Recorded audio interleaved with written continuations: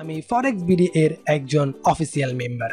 আমাদের সবারই forex trading করার পেছনে বা কোনো কাজ করার পেছনে একটা উদ্দেশ্য থাকে। কেউ হয়তো বা কিছু টাকা আয় করার জন্য ফরেক্সে আসে, আবার কেউ হয়তো বা বড় কিছু করার জন্য ফরেক্সে আসে, আবার অনেকে আসে নিজের কেরিয়ারে করতে। অর্থাৎ আমি যদি উদ্দেশ্যের কথা বলি তাইলে সবাই ফরেক্সে আসে আয় করার জন্য, ছোট অ্যামাউন্ট হোক বা বড় অ্যামাউন্ট। ট্রেডিং করার পেছনে একটাই উদ্দেশ্য থাকে, আর সেটি হলো আয় করা। আর সেই আয় করার জন্য ফরেক্সে কিছু শর্ত রয়েছে।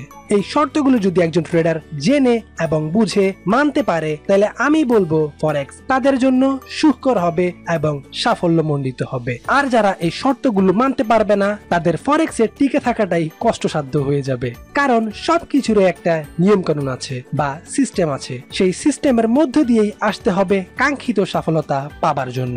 আমরা যদি বর্তমান সময়ের গ্রেট ম্যান এবং সাফল্য ব্যক্তিদের জীবনী দেখি তাহলে আমরা দেখতে পারবো তারাও একটি সুপরিকল্পিত পরিকল্পনা এবং নিয়মের মধ্যে দিয়েই এসেছেন এবং সফল হয়েছেন। তাই চলুন সেই শর্তগুলো দেখে নেওয়া যাক। বিশেষ করে বলে নেই, যারা ফরেক্স শুরু করতে চাচ্ছেন এবং যারা ফরেক্সে লস করছেন তাদের জন্য এই ভিডিওটি খুবই উপকারী হবে। তাই আমি আশা করব তারা এই ভিডিওটি শুরু থেকে শেষ পর্যন্ত দেখবেন। আর যারা এরকম ফরেক্স রিলেটেড গুরুত্বপূর্ণ ইনফরমেশন পেতে চান বা ফরেক্সের গুরুত্বপূর্ণ টিপস এন্ড ট্রিক্স জানতে চান, তারা ফরেক্স বিডি এর এই প্লেলিস্টটি ফলো করুন। এখানে আপনারা নিজেদের লসের কারণ এবং বিভিন্ন গুরুত্বপূর্ণ তথ্য পেয়ে যাবেন। যারা এখনো ফরেক্স বিডি সাবস্ক্রাইব করেননি তারা ঝটপট সাবস্ক্রাইব করে পাশের বেল আইকনটি ক্লিক করে ফরেক্স বিডি এর সাথে অ্যাক্টিভ থাকুন। আর আমি ফরেক্স বিডি এর শুভাকাঙ্ক্ষীদের অনুরোধ করব আপনারা ফরেক্স বিডি এর নতুন চ্যানেলটি সাবস্ক্রাইব করুন। এখানে আপনারা ফরেক্স নিয়ে ভালো ভালো ভিডিও পেয়ে যাবেন, কারণ আপনাদের লাইক, কমেন্ট এবং সাবস্ক্রাইব আমাদের আত্মবিশ্বাস যোগায় ভালো কিছু করার। সো লেটস গো।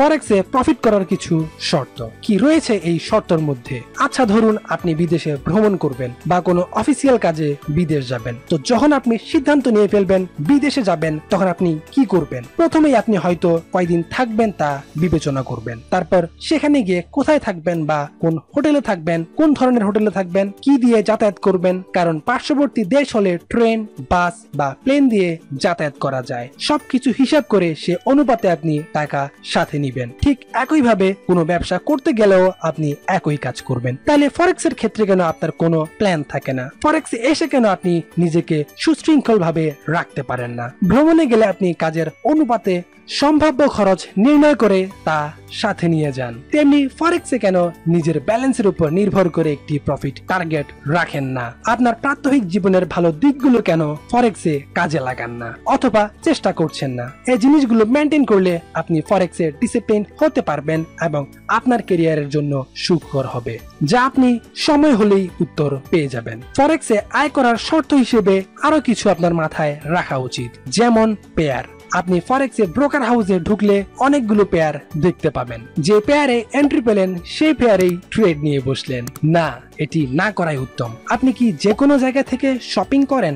না, শপিং করার জন্য আপনার জানাশোনা একটি ভালো মার্কেটে যান, কারণ আপনার ধারণা সব জায়গার প্রোডাক্ট ভালো হয় না। তাইলে সব পেয়ারে কেন ট্রেড করবেন? সব পেয়ার কি আপনার এন্ট্রির জন্য বা স্ট্র্যাটেজি এর জন্য ভালো হবে? তা কখনোই না। তাই অবশ্যই আপনার স্ট্র্যাটেজি এবং আপনার সাইকোলজির সাথে যায় এমন পেয়ারগুলোতে ট্রেড করুন। বিশেষ করে আমরা সাজেস্ট করব ইউএসডি ভিত্তিক পেয়ারগুলোতে ট্রেড করুন, যেমন euro USD, GBP USD, USD cat, এরকম পেয়ারগুলোতে।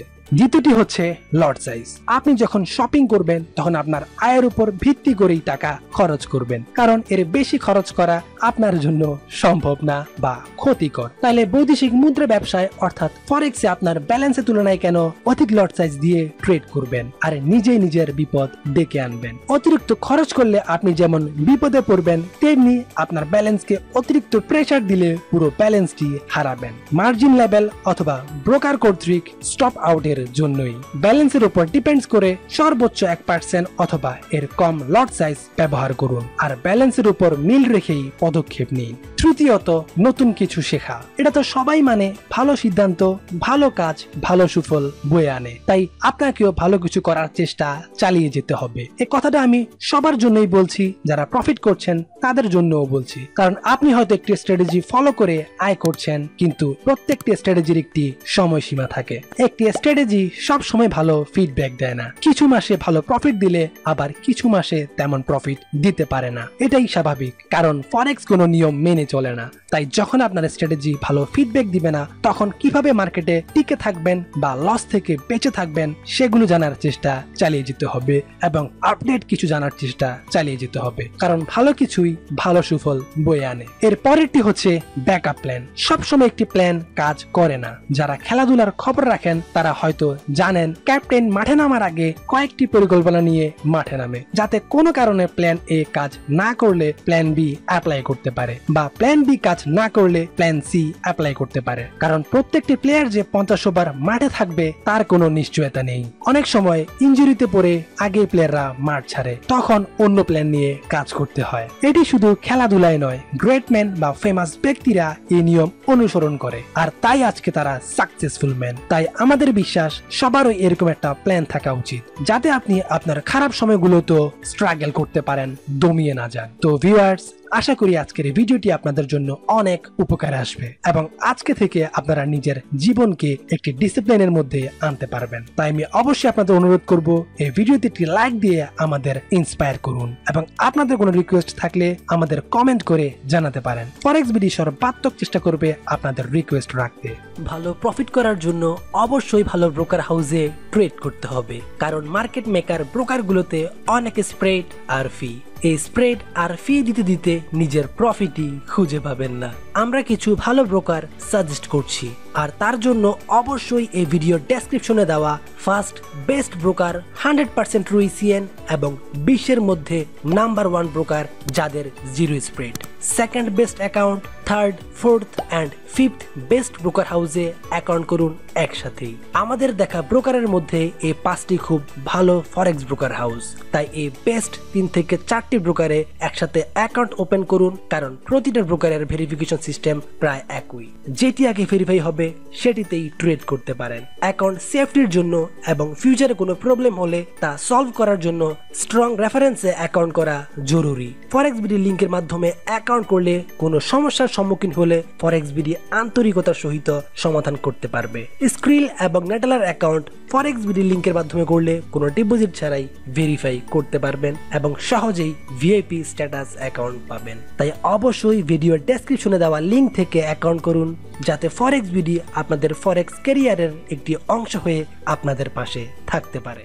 তো ভিউয়ার্স, আজকের ভিডিওটি যদি ভালো লেগে থাকে তাহলে অবশ্যই সাবস্ক্রাইব করে পাশের বেল আইকনটি ক্লিক করে ফরেক্স বিডির সাথে অ্যাক্টিভ থাকুন এবং লাইক, কমেন্ট এবং আপনাদের বন্ধুদের সাথে শেয়ার করুন। আর অবশ্যই আপনার মূল্যবান মতামতটি ঝটপট কমেন্ট বক্সে জানিয়ে দিতে ভুলবেন না। আপনার কোনো রিকোয়েস্ট থাকলে অবশ্যই আমাদের জানাতে পারেন। ফরেক্স বিডি চেষ্টা করবে আপনার মূল্যবান রিকোয়েস্টের উপর ভিডিও দিতে। তো সবাই ভালো থাকবেন, সুস্থ থাকবেন, ফরেক্স বিডির সাথে থাকবেন। Good bye, tata.